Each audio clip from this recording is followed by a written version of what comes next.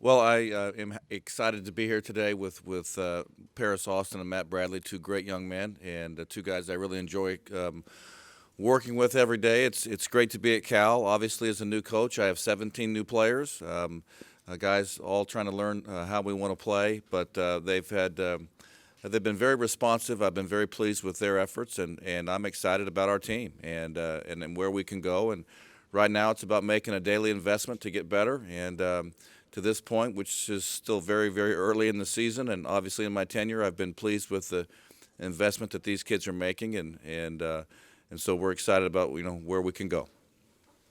All right, we'll go ahead and open it up to questions. Please feel free to step up to the moat.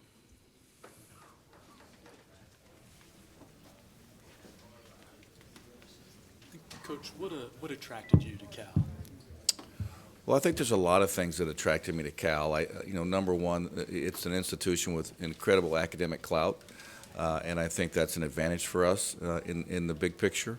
I think that obviously the league and the tradition of this league and the power that it has on this side of the country was attractive to me, and then certainly I think Cal's had some really bright spots in our history, and we have a tradition, and that people care about basketball at Cal, and so the combination of those things was very attractive to me.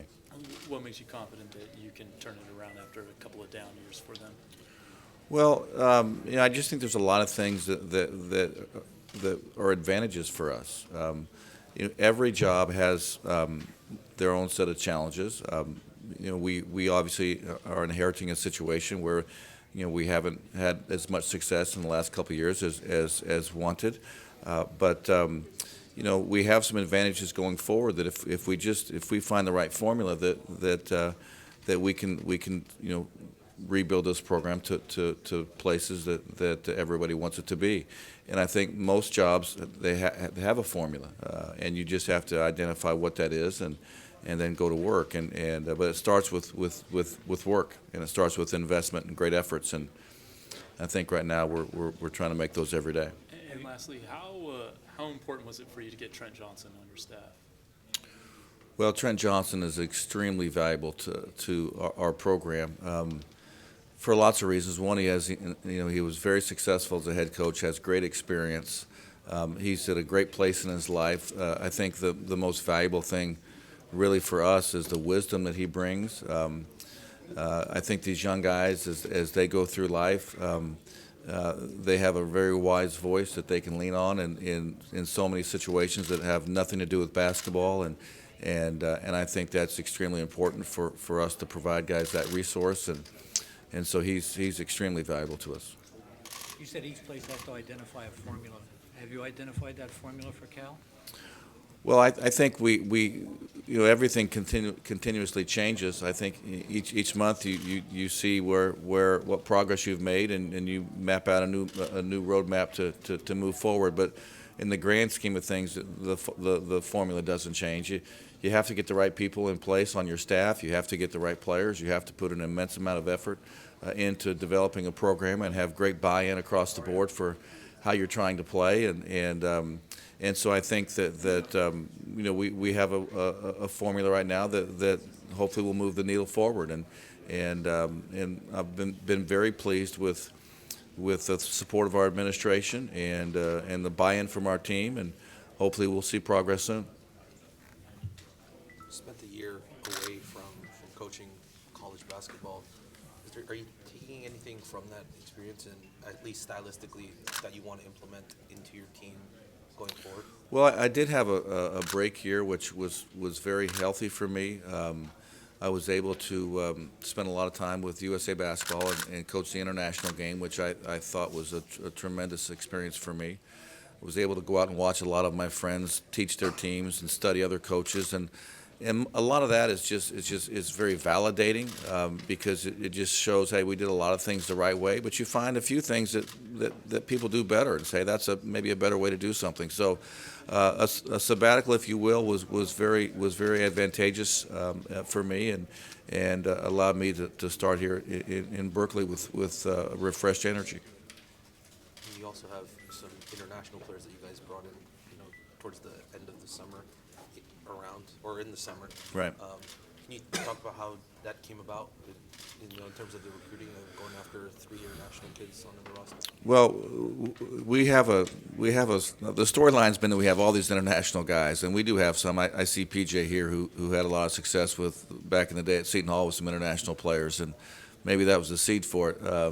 One of those nights with USA Basketball, and PJ and I in our late night discussions about the game. But when I got the job in April, we wanted to get the best players that could help us win, and obviously in the United States, most of those kids that signed earlier were already committed, and so we were able to find some kids that were in Europe, but also even some of our guys that are international guys. Kwani is an international player, but he spent the last 4 years playing basketball in the United States, and so he doesn't feel like he's an international guy, if you will. Kareem South is from Toronto. He's a Canadian citizen, and we got him as a graduate transfer, and he's getting credit for being an international player, and he is one. But he spent the last 3 years playing, college basketball. So even though we have an international flavor, it doesn't quite feel as strong as maybe some of the stories are making it out to be, if you will.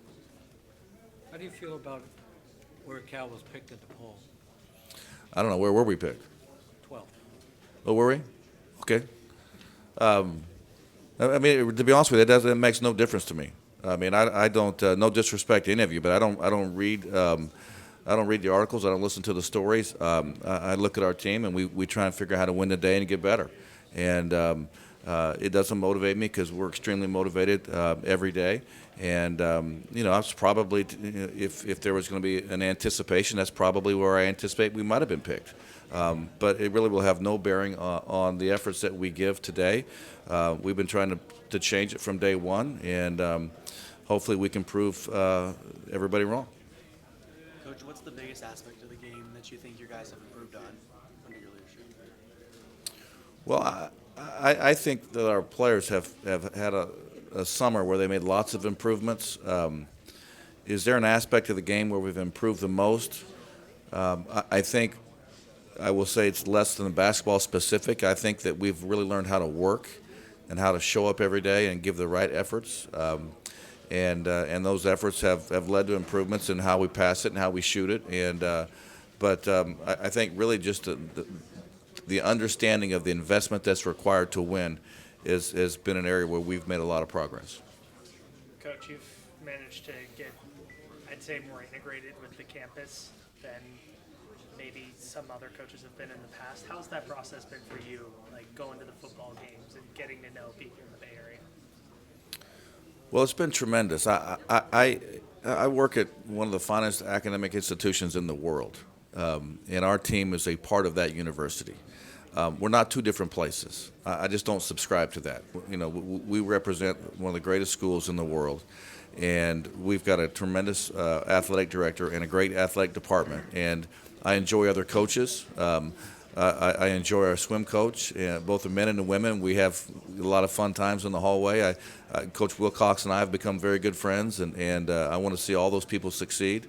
But for Cal basketball to accomplish what we want to accomplish, it's going to take everybody. It's going to take everybody in the Bay Area. It's going to take everybody in the state of California. It's going to take everyone in Berkeley. It's going to take help from everybody. And I'm not afraid to ask for that help and to solicit that help and to build relationships where we can get that help. And to do that, maybe we have to go to some events on campus and in the Bay Area to show our partnership. But it needs to be a partnership if we're ultimately going to do what we want to do.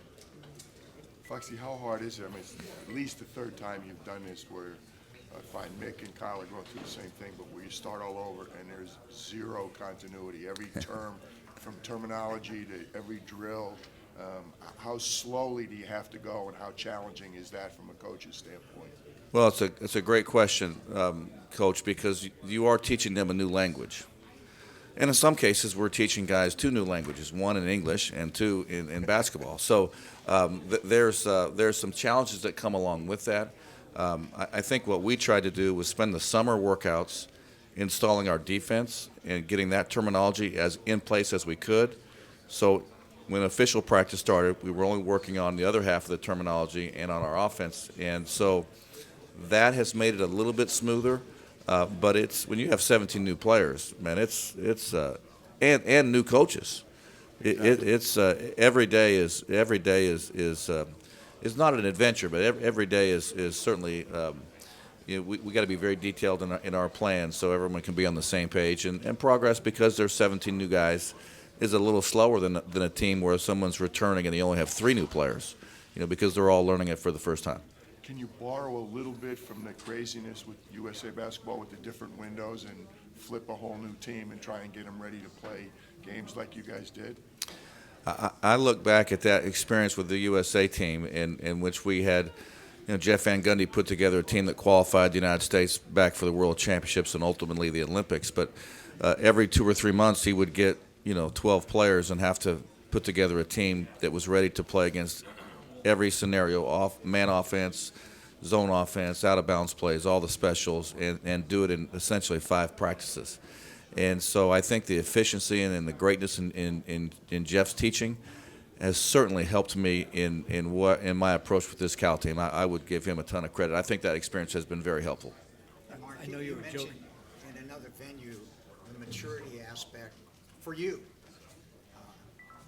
What did you mean by that, leading up to this California job? I think that I'm trying to think where I said that, and I think it's probably the one that we were together. But I'm in my 50s. I'm wise. I'm wiser. I've been around the block a couple times, and hopefully, as you get older, you get better. I always try to evaluate myself at the end of each year and how can we be better. It's easier to be better, when you've had time to reflect and be around great people and study the game. But it's also easier to be better when you have people that are committed to doing this the right way. So it's very easy for me to go to work. I just think that having been at a couple different schools already, and I feel like that we know exactly what this is supposed to look like. And because we know what it's supposed to look like, and because we had success at those 2 places, hopefully, how to get it to look like we want it to look is something that we understand. What do you think the impact of the three-point line will be, and do you think it'll benefit Cal?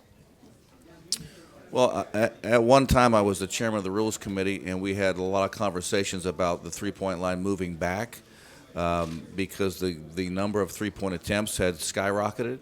And so I think there was some concern that there was too many threes being shot, and Eldridge is out here, probably wishes that he got a chance to play, with it even deeper because he'd had more space to drive by guys after they went up to take the 3 away. But I think you'll see a few less attempts from 3. I don't think it'll have a drastic impact. I think you'll see a few less. I think it will allow a little bit more space for those elite shooters to drive the ball and for post guys to play with a little bit more space to operate. But I would not be surprised if the number of three-point attempts nationally didn't dip just a little bit. You think it'll, from the personnel you have, you think it's helpful at all for Cal? Well, I think that we have a handful of guys who can shoot it, and moving it back won't affect, Kareem South or Matt Bradley. It hasn't affected those guys at all. Our stretch bigs are shooting it well, and I think that for us, because I didn't really, the team last year, it wasn't a team that I coached, and so how we'll change our team. Really, the rule change is not going to be what impacts that. It's going to be a new style of play. Time for one more question. Down the road a little bit, what do you envision your team to be known for on the court, and as a program, what direction do you think that you'll be heading towards? Well, we want our program to be known for a lot of things down the road. But first off, we want to put forth an effort that the people respect and admire, just because the kids have worked so hard and they play the game the right way, and it can make the people proud of the effort that they're giving. And because if they do that, all the results should take care of themselves. But we want to graduate our players. We want to win. We want to do a lot of things, but it comes back to us making the right daily investments. Thank you.